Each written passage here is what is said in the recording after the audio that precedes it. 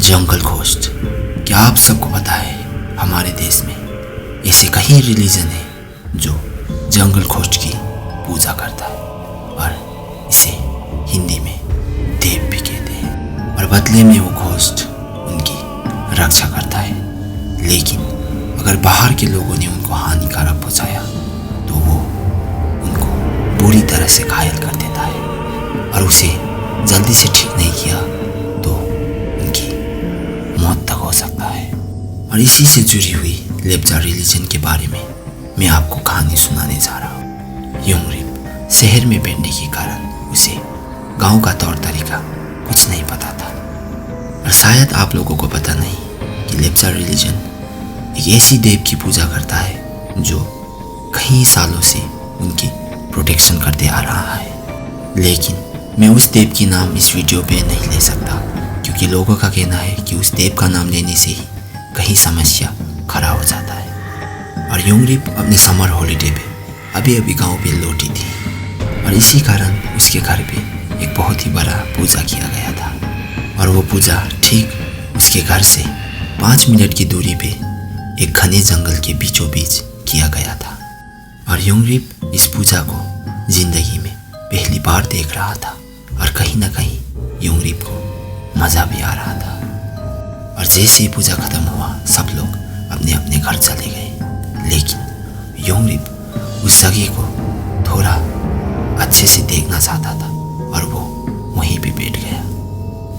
और वहाँ पे कई तरह का पत्थर रखा गया था। और जैसे ही योंगरिप उन पत्थरों को देख रहा था योंगरिप को बीचों बीच एक बहुत ही प्यारा सा पत्थर दिखाई दिया। और बिना कुछ सोचे योंगरिप ने उस पत्थर को अपने साथ लेके घर आ गई। और उसने घर पे किसी को बताया भी नहीं और वो जाके अपने बेडरूम पे छुपा दिया।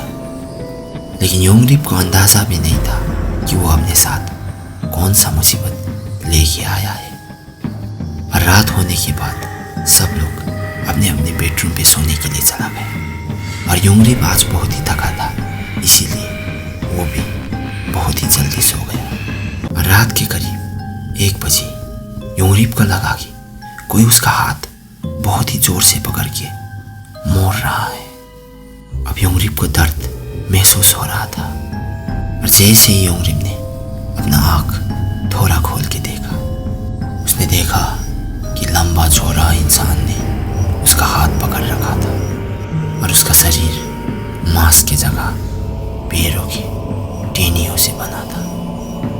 उसका आकार तो इंसान की तरह था लेकिन दूर दूर तक वो इंसान नहीं लग रहा था।